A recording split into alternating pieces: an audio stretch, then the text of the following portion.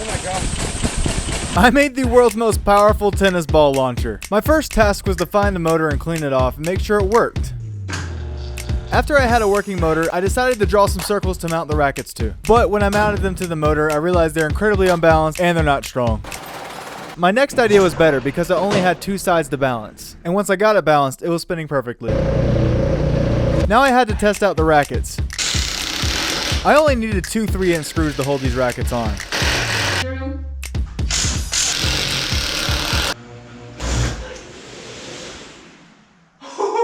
Then I just had to build a stand.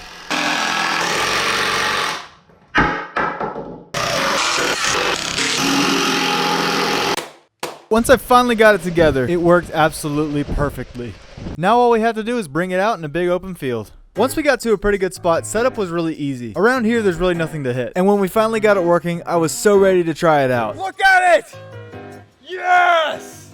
This is insane. If you take into account the distance traveled along the circumference and the RPM, these things are going about 135 miles per hour at the tips.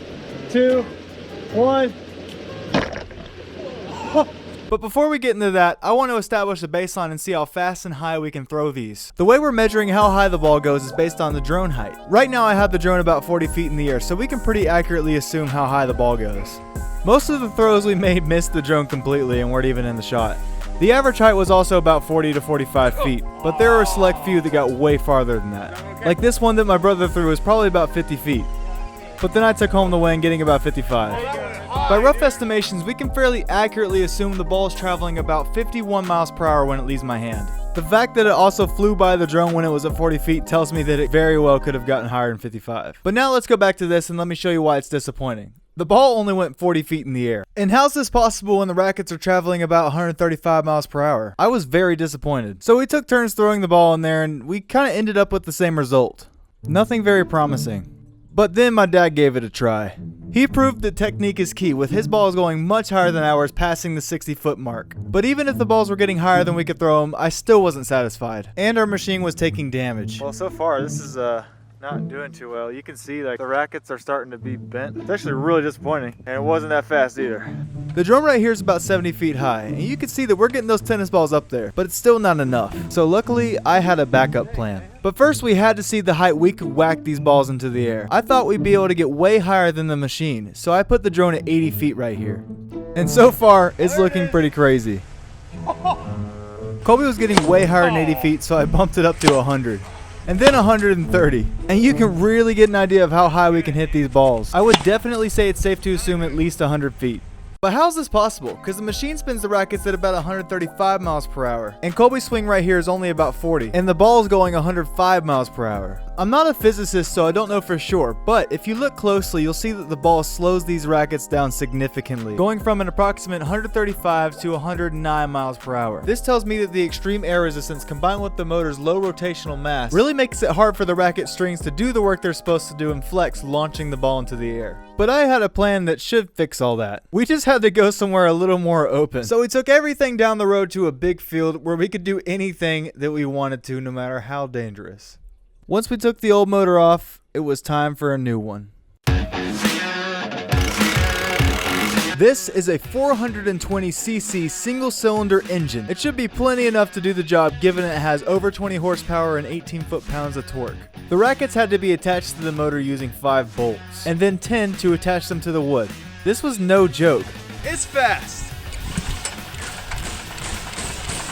Oh my god. The insane thing about this motor is it's a 4-stroke engine, so 75% of the time the piston isn't firing, and when it does, you can see it force these tennis rackets into a very fast spin, literally twisting the motor and bending the rackets. At their slowest, the rackets are spinning about 66 miles per hour, but as soon as the piston fires, the speed jumps up to 100 miles per hour. Even though they're spinning slower than the electric motor, you can hear them being forced through the air. Just like when Colby was swinging his racket at about 40 miles per hour, there's way more momentum behind these rackets than on the electric motor. And it all came down to this. Alright, go for it. Holy crap! Oh yeah! Nice! This thing worked. Oh! These balls were launched into the air anywhere from 150 to 200 feet. Holy crap, dude! Oh yeah! Yes! Yeah! This is one of the greatest moments of my entire life, and our best launch ever. And somehow Colby caught it. Wow! Dude! That was beautiful! 3, 2, 1. Oh! Disappointment. These rackets were spinning so fast and powerfully that the golf ball didn't have time to get launched by the string. Instead, it just got forced through. 3. Those pops and ticks you just heard were the bolts snapping in half.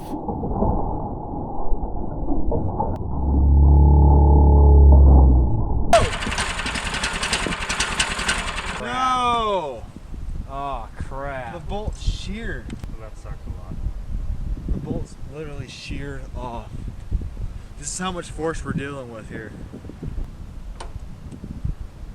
Even though I was very disappointed, I still wasn't quite ready to give up. I wanted more. So right now we're going back because we're gonna fix this. And we're gonna make something even more dangerous. So right now we're attempting repair 1, putting it on a 2x4, and I'm trying to counterbalance it so it's gonna swing kind of like a hammer. It should go even higher than before because this will be spinning a lot faster. So, oh, there we go.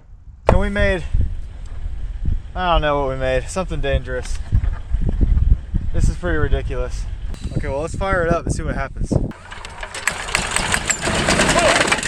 This board actually shouldn't have failed. It was pretty well balanced, but things started to go south when it sped up too fast and the first counterweight flew off. The second one wasn't too far behind it as it began to lose even more balance and gain speed. Once the second one was gone, the motor started to violently shake, cracked the board it was on top of, and then eventually flung this 2x4 60 feet into the ground. By this time, my slow reflexes have kicked in and I realized something was wrong, so I started to run away. It's also important to note that at the fastest speed, the long end of the board was traveling 228 miles per hour.